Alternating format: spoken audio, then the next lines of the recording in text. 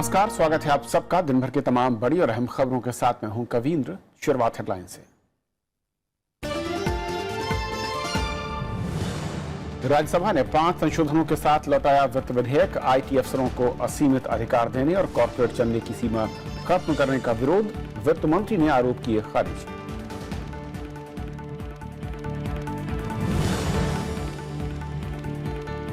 लोकसभा में जीएसटी विधेयकों पर चर्चा। वित्त मंत्री ने महंगाई बढ़ने की आशंका को बताया निराधार। राज्यों की वित्तीय स्वायत्तता बनाए रखने की मांग।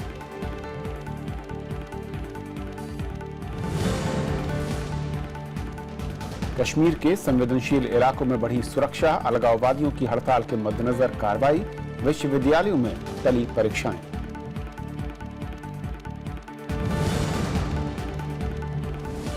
सुप्रीम कोर्ट से कार कंपनियों को झटका। 1 अप्रैल से नहीं बिकेंगी BS3 मानक की गाड़ियां।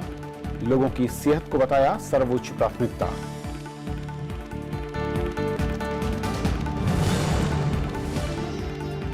नोएडा में केन्याई महिला के साथ बदसलूकी की कार से खींचकर मारपीट। बढ़ते हमलों से अफ्रीका में रहने वाले भारतीय चिंतित।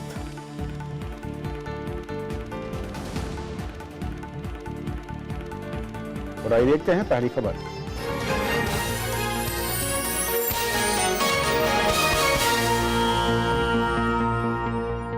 राज्यसभा ने आज संशोधनों के साथ वित्त विधेयक को चर्चा के बाद लौटा दिया। इससे पहले चर्चा का जवाब देते हुए वित्त मंत्री अरुण जेटली ने विपक्ष के सवालों का जवाब दिया।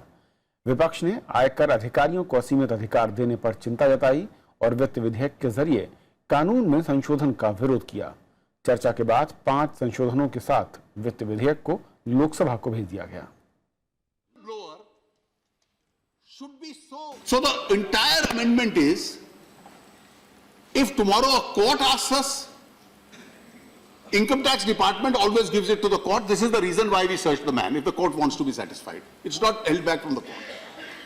But in the tax appeal proceedings, nobody will ask for this note. This is not held back from courts. It's a protection as far as information with regard to offenses is concerned. It's in the nature of that whistleblower protection, the nature of the information. And I am surprised that what is intended against an economic offender and to protect a whistleblower should be so made into a human rights issue. Rajya Sabha में वित्त विधेयक पर चर्चा के दौरान विपक्ष ने आयकर अधिकारियों को असीमित अधिकार देने का विरोध किया।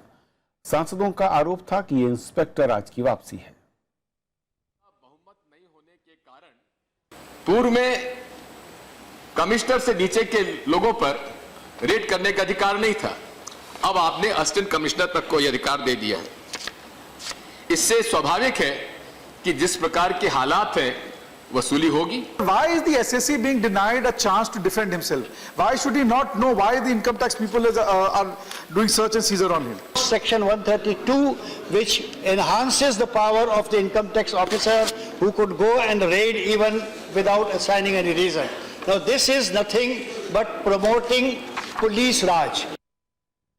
और चर्चा के दौरान बेरोजगारी से लेकर किसानों की खस्ता हालत का मसला भी उठा और सदस्यों ने केंद्र से इसे सुलझाने की मांग की। Last 3 years, GDP has increased, but employment has declined in net terms. Please check up your own data. Employment in both manufacturing sector, in service sector, in other economic sector, gone down in net term. What is the requirement of the time? That this finance bill is a bitter pill which shows the finance minister's skill to go in for the kill.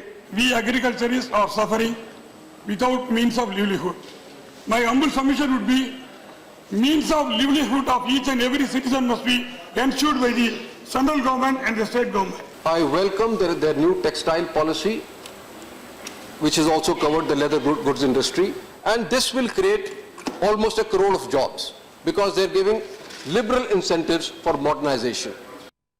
और वित्त विधेयक पर जो आज चर्चा हुई उस पर और बातचीत करने के लिए के भट्टाचार्य हमारे साथ हैं, संपद की निदेशक हैं बिजनेस स्टैंडर्ड से। आपका स्वागत है भट्टाचार्य जी। सबसे पहले तो वित्त विधेयक पर जिस तरीके से चर्चा हुई, एक लंबी चर्चा, बहुत अहम सवालों के साथ विपक्षी सांसदों ने सरकार को घेरने की कोशिश की और वित्त मंत्री ने जो जवाब दिए उन्हें कितना पूरक माना जाए उन सवालों के जवाब के तौर पर? देखिए, इसकी जो बैकग्राउंड जानना बहुत ज़रूरी है। ये जो क्लॉज जो है वो 1961 से ये क्लॉज इनकम टैक्स रूल्स के अंदर है।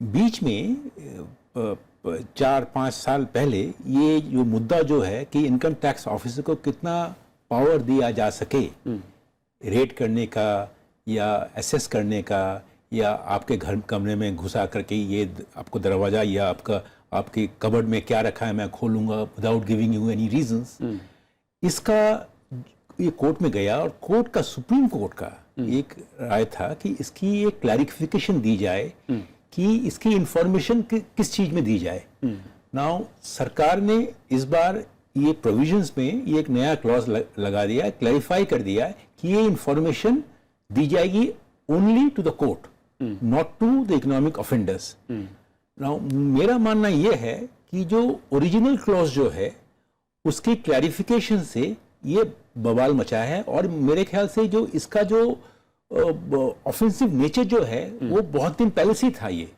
और अब भी है। और मुझे लगता है कि जो चर्चा में ये बात साफ नहीं आई कि ओरिजिनल क्लॉज जो है वो ही बहुत ऑफेंसिव क्लॉज है। क्लैरिफिकेशन से वो क्लॉज को मेरे ख्याल से ये कोर्ट के सामने जाहिर करना, कोर्ट के सामने डिक्लेयर करना, इससे उसका जो ओरिजिनल क्लॉज का जो ऑफेंसिव नेचर जो था, इंट्रूसिव नेचर था, उसमें कोई फर्क नहीं आया है। तो जो डिस्कशन जो हुआ है, मुझे लगा कि ओरिजिनल जो रीजन था ग्रीवांस का वो बाहर नहीं आया है, क्योंकि एक income tax officer without warrant किसी इंसान के घर में कैसे आ सकता है? ये एक ओरिजिनल एक प्राइवेट लिबर्टी का सवाल है, सिविल लिबर्टी का सवाल है। वो मुझे लगता है कि ये इस डिस्कशन में वो बात बाहर नहीं आई है जो आनी चाहिए थी। जो आई है वो है कि एक सुप्रीम कोर्ट का क्लैरिफिकेशन कि वो इंफॉर्मेशन जो है वो किसको शेयर करे, वो ऑफेंडर को करे, एक्यूज को करे या कोर्ट को करे। तो मुझे लगता है कि जो डिस्कशन जो है वो सामग्रिक डिस्कशन नहीं हुई है, एक डिस्कशन, ये क्लैरिफिकेशन जो क्लॉज है, जो 233 क्लॉज की जो बात कर रहे हैं आप, उसके लिए हुआ है। पर मुझे लगता है कि जो ये मुद्दा है, बहुत बड़ा मुद्दा है कि एक इनकम टैक्स ऑफिसर का कितना बड़ा अधिकार है कि एक आम आदमी के घर में जाकर वो बिना वारंट से वो कैसे इंफॉर्मेशन ले सके या रेड कर सके या सर्च या सीजर कर सके। ये चीज अभी तक इस डिस्कशन में नहीं आई है। इसका दूसरा पार्ट भी ये था कि जो एक आशंका है जो कही जा रही कि 6 महीने तक उसकी जानकारी है, वो खाते सीज कर सकता है, आपके घर के अकाउंट सीज कर सकता है, बिजनेस सीज कर सकता है, और 6 महीने में जब कोर्ट में पहुंचेगा मसला तो 6 महीने के दरमियान तो कम से कम जो आयकर दाता था या फिर जहां पर रेड पड़ी वो तो सड़क पर आ जाएगा। और ऐसे में इस हथियार के जरिए क्या इसका दुरुपयोग नहीं होगा? नहीं, मैं ये कह रहा हूं कि ये जो हथियार जो था ये पहले भी था। ये सुप्रीम कोर्ट को क्लैरिफाई जजमेंट के बाद वो क्लैरिफाई करने के लिए ये क्लॉज को फिर से क्लैरिफाई किया गया है। तो क्योंकि ये क्लैरिफाई किया गया है, ये क्लॉज अब डिस्कशन हो रहा है। पर हम ये भूल जा रहे हैं कि ये क्लॉज का जो ऑफेंसिव नेचर जो है वो ऑलरेडी था, इंट्रूसिव नेचर जो था वो ऑलरेडी था इसमें, और उसकी कड़ी समालोचना होनी चाहिए, इसकी एक डिस्कशन होना चाहिए। ये इतना बड़ा पावर हम इनकम टैक्स डिपार्टमेंट को क्यों दे, इसकी एक पूरी चर्चा होनी चाहिए। क्योंकि जब राज्यसभा में जो संशोधन पास हुए हैं, जिसमें सीताराम येचुरी के संशोधन है, कांग्रेस के नेता दिग्विजय सिंह संशोधन है, तो फिर अगर ये मनी बिल नहीं होता तो नहीं लगता कि फिर ये जो दोनों मसले हैं, दो बड़े मसले, ट्रांसपेरेंसी को मैं ये नहीं बात मानता। ये देखिए, ये जो इनकम टैक्स का जो है मनी बिल है वो, तो मनी बिल के इससे मेरे ख्याल से मनी बिल न होने से इसका कोई परिवर्तन नहीं होता मेरे ख्याल से। हाँ, दूसरी चीजें परिवर्तन होगा, जो आप इलेक्शन फंडिंग की बात कर रहे हैं, ट्राइब्यूनल को मर्ज कर देने की बात कर रहे हैं, वो कंपनीज एक्ट का अमेंडमेंट था, ये 7.5% प्रॉफिट। क्या टैक्स रिफॉर्म से आप कहते हैं मनी बिल के अंदर टैक्स रिफॉर्म और टैक्स रैशनलाइजेशन या टैक्स एडमिनिस्ट्रेशन वो मनी बिल में आते हैं और मनी बिल में रहेंगे वो, तो उसमें मेरे ख्याल से कोई कंट्रोवर्सी नहीं है। पर कंट्रोवर्सी जरूर जो कंपनीज एक्ट के चेंजेस किए गए हैं, representative of peoples representation act में चेंजेस किए गए हैं, उनमें, और ट्राइब्यूनल जो लॉ जो वो जो चेंज किए गए हैं वो सारे मनी बिल नहीं है। तो उनको एक साथ फाइनेंस बिल के अंदर लाकर उसमें मैं मानता हूं कि राज्यसभा की जो एक एक जुरिस्डिक्शन थी, उसके ऊपर एक हानि पहुंची है, आघात पहुंचा है उसके ऊपर। बहुत शुक्रिया भट्टाचार्य साहब इस पूरे मसले पर हमारे साथ बातचीत करने के लिए आपका। तो ये थी पहली खबर, छोटा सा ब्रेक और ब्रेक के उस पार कुछ और बड़ी खबरें।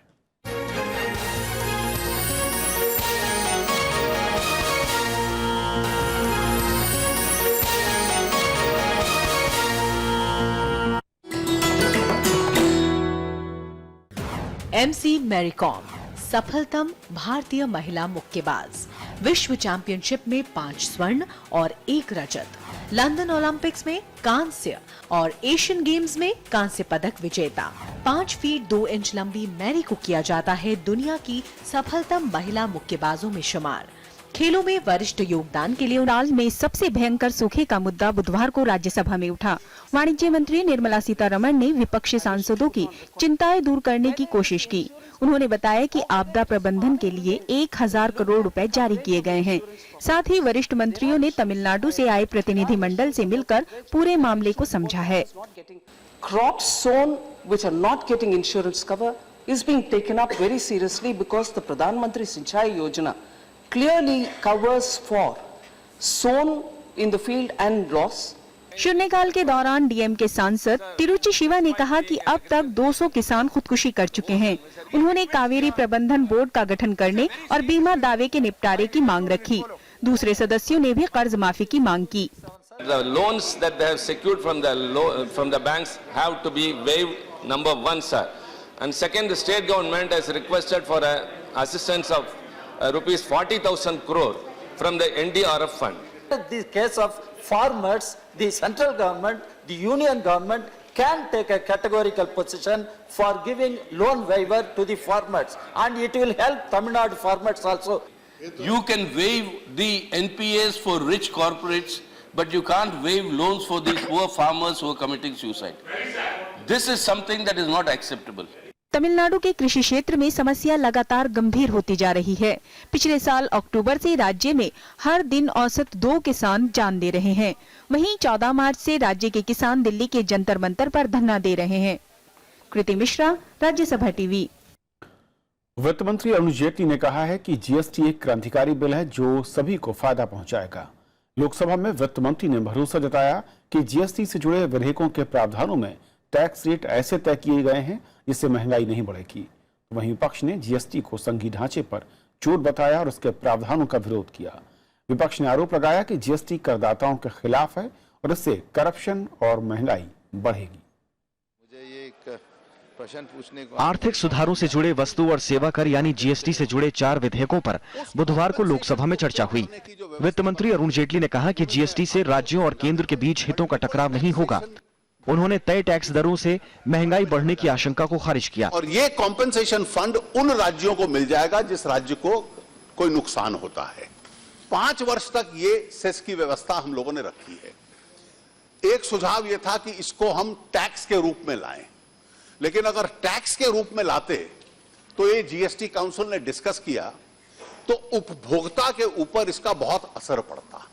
चर्चा में हिस्सा लेते हुए विपक्षी दलों ने बिल के कई प्रावधानों का विरोध किया। कांग्रेस के सदस्य वीरप्पा मोइली ने इसे संघीय ढांचे पर प्रहार बताया। उन्होंने कहा कि वस्तुओं की अंतर्राज्यीय आवाजाही के बारे में जो प्रावधान है वो लाल फीताशाही को बढ़ावा देने वाले हैं और उच्च कर प्रावधान का उद्योगों पर असर पड़ेगा। This will never be a game changer. Yes, thank you. It's only a baby step. Yes. And the liability linkages provisions are extremely bad. There is no provision with the anti-inflationary. The GSTs have been withdrawn in many other countries because of the anti-profiteering, and profiteering is also because of the inflationary measure.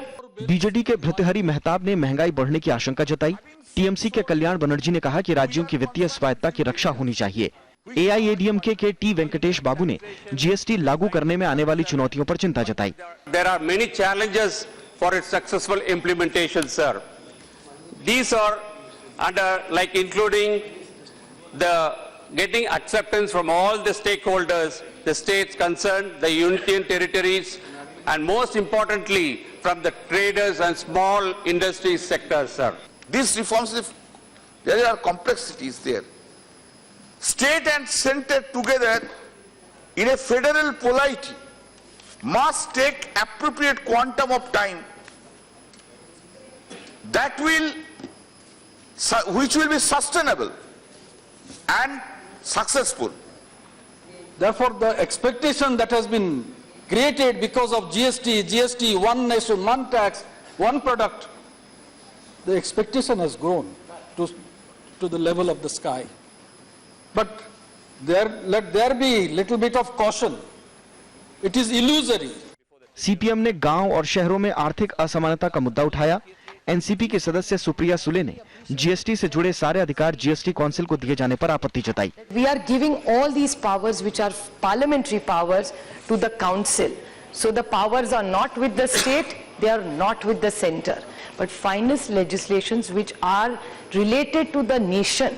मैं समझता हूँ ये जो poorest of the poor है उसके बारे में कम से कम बीड़ी को एक स्पेसिफिक अमेंडमेंट्स है, आप बीड़ी को उसके बाहर से रखें। गरीब हैं, बेरोजगार हैं, जो मजदूर हैं, लोगों का कर्जा उनके ऊपर है, कर्जा नहीं दे पा रहे हैं, इसी वजह से आत्महत्या हुई हो रही है। जीएसटी से जुड़े 4 विधेयक हैं। इनमें केंद्रीय वस्तु और सेवा कर, एकीकृत वस्तु और सेवा कर, संघ शासित प्रदेश वस्तु और सेवा कर के अलावा राज्यों को मुआवजा विधेयक भी शामिल है। सरकार ने जीएसटी को लागू करने की डेडलाइन 1 जुलाई रखी है। विधेयकों के पारित होने के बाद केंद्र सरकार जीएसटी लागू करने की नीति तैयार करेगी। इन विधेयकों के पारित होने के बाद स्टेट जीएसटी विधेयक राज्यों से पारित किए जाएंगे। रविंद्र सिंह शोरान के साथ प्रणब गोस्वामी, राज्यसभा टीवी। क्रिकेटर महेंद्र सिंह धोनी की आधार से जुड़ी जानकारियां आम करने वाली कंपनी को काली सूची में डाल दिया गया है। भारतीय विशिष्ट पहचान प्राधिकरण ने कहा है कि कंपनी विलेज लेवल एंटरप्रेन्योर पर 10 साल के लिए पाबंदी लगाई गई है।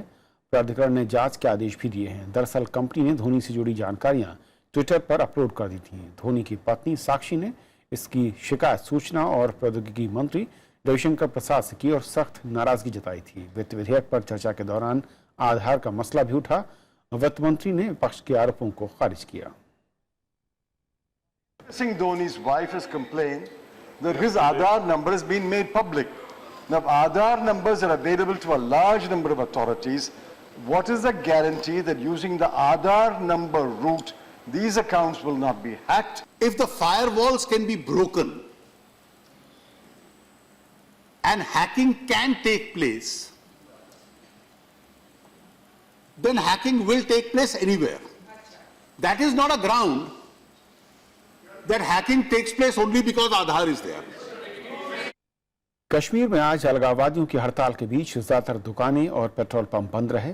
साथ ही इसका यातायात पर भी असर रहा। कल बड़गांव में मुठभेड़ के दौरान 3 नागरिकों की मौत हो गई थी, जिसके विरोध में अलगाववादियों ने हड़ताल का ऐलान किया था। जम्मू कश्मीर सरकार ने जल्द ही हालात सामान्य होने की उम्मीद जताई है।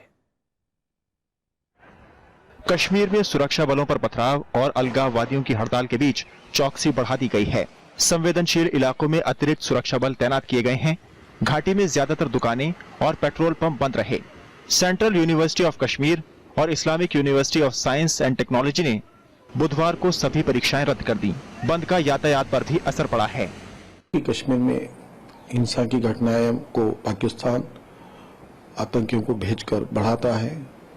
वहाँ के नौजवानों को बहकाकर भी पत्थरबाजी करने के लिए भी प्रोत्साहन देता है। विपक्षी दल नेशनल कॉन्फ्रेंस ने कहा है कि राज्य सरकार हालात संभालने में नाकाम रही। पीडीपी जल्द शांति बहाली की उम्मीद कर रही है। हम चाहते हैं कि इंसान जिस किसी भी शोबे जिंदगी से ताल्लुक रखता हो उसका बाल बीका न हो। ये इंतहाई बदकिस्मती है कि हालात पर कंट्रोल करने के लिए जितनी दिन रात हम मेहनत कर रहे हैं, कोशिश कर रहे हैं, तो अल्लाह ताला से हमारी दुआ कि इस तरह के मामलात पेश ना आए। सरकार ने करनी है। अब हमने देख लिया जब से ये मौजूदा सरकार वजूद में आई है और महबूबा जी वजीर आला बने हुए हैं, तब से जब भी इन्होंने कोई ऐसी बात की है तब से उसका तोड़ दूसरे दिन ही मरकजी सरकार करती है। सोमवार सुबह बडगाम के चादुरा इलाके में आतंकियों के छिपे होने की खबर मिली थी। सुरक्षा बलों ने अभियान चलाकर एक आतंकी को मार गिराया। इस दौरान 3 नागरिकों की भी जान चली गई। नागरिकों की मौत से गुस्साए स्थानीय लोगों ने सुरक्षा बलों पर पथराव शुरू कर दिया, जिसमें सेना और पुलिस के 63 जवान जख्मी हो गए। Bureau report, Rajya Sabha TV. Supreme court से वाहन निर्माता कंपनियों को झटका लगा है। कोर्ट ने 1 अप्रैल 2017 से BS3 मानक वाली गाड़ियों को बेचने पर रोक लगा दी है। कोर्ट ने कहा कि इस मामले में वो कंपनियों के फायदे के लिए लोगों के स्वास्थ्य को खतरे में नहीं डाल सकता, जबकि कंपनियों को पता था कि 1 अप्रैल 2017 से BS4 गाड़ियां ही बेची जाएंगी। उन्होंने अपना स्टॉक खत्म नहीं किया। वाहन निर्माता कंपनियों ने कोर्ट से अपील की कि उनके स्टॉक में करीब 8.25 लाख गाड़ियां हैं और उन्हें बेचने के लिए कुछ और वक्त दिया जाना चाहिए। सरकार ने जनवरी 2014 को नोटिफिकेशन जारी किया था और इसमें वाहन निर्माता कंपनियों को मिशन मानक BS4 लागू करने के निर्देश दिए थे। इस पर अमल 1 अप्रैल 2017 से लागू हुआ है। BS4 पहली अप्रैल से आ रहा है, मगर तभी भी उनने बहुत ज़्यादा स्टॉक्स बना के रखे, यही उम्मीद करके कि वो अगले 6-8 महीने तक बेच सकेंगे। और कोर्ट ने ये बिल्कुल स्पष्ट किया है कि वो गाड़ियां इंडिया में नहीं बिकेंगी, किसी भी जगह नहीं बिकेंगी इंडिया में। नाइजीरियाई छात्रों की पिटाई के बाद आज केन्या की एक महिला पर ग्रेटर नोएडा में हमला हुआ है। इस तरह के हमलों से भारत अफ्रीकी संबंध खराब हो सकते हैं और हमारे रणनीतिक हितों पर प्रतिकूल असर भी पड़ सकता है। अफ्रीकी मूल के छात्रों ने ऐसे मामलों की शिकायत अफ्रीकी यूनियन से करने की बात कही है। विदेश मंत्री सुषमा स्वराज की अपील के बावजूद नोएडा में अफ्रीकी देशों के लोगों पर हमले थम नहीं रहे हैं। बुधवार की सुबह ग्रेटर नोएडा में केन्याई मूल की एक महिला पर हमला हुआ। हम लोग उनको आइडेंटिफाई करने की कोशिश कर रहे हैं। जो ओला कैब का जो ड्राइवर था, हम लोगों ने उसको भी ट्रेस कर लिया है और हम लोग बहुत जल्दी उसको आइडेंटिफाई करेंगे। इस तरह के हमलों का सीधा असर नाइजीरिया समेत अफ्रीकी देशों में रहने वाले करीब 80 लाख भारतीय मूल के लोगों पर पड़ सकता है। Africa, we are very hospitable. We take our visitors, we treat them with special treatment. Over 1.2 million Indians living in Africa, in Nigeria alone, and we treat them very well. So please, we also demand equal treatment. विश्व व्यापार में हिस्सेदारी बढ़ाने के लिए भारत अफ्रीकी देशों में दखल बढ़ा रहा है। इसके लिए भारत अफ्रीका फोरम समिट का आयोजन किया जाता है। भारत का अफ्रीकी देशों के साथ व्यापार 71 अरब डॉलर से ऊपर है और इसमें खास तौर पर नाइजीरिया हमारा सबसे बड़ा भागीदार और आयातक है। Africa is a resource house for raw material and India is in need of raw material, especially you see the pulses, the minerals, and also a lot of projects are there in terms of EPC projects in infrastructure, because Africa is what India was 25 years back. Africa के 54 देश भारत की रणनीतिक जरूरतों के लिए अहम हैं। संयुक्त राष्ट्र सुरक्षा परिषद में स्थायी सदस्यता, आतंकवाद और जलवायु परिवर्तन के मसलों पर भारत को अफ्रीकी देशों का समर्थन मिलता है। The Africans were very helpful to us at the time that India sought election for non-permanent seats in the UN Security Council. On climate change issues, they have stood with us. On trade issues, international trade and development issues, they have voted as a bloc in favor of the position that India has taken. Bharat की ओर से अफ्रीकी छात्रों की सुरक्षा का पूरा भरोसा दिलाया गया है और ऐसे मामलों को लेकर जागरूकता फैलाने की भी कोशिश की गई है। लेकिन अफ्रीकी देशों के लोगों पर हमलों की घटनाओं से भारत अफ्रीकी संबंधों पर असर पड़ सकता है।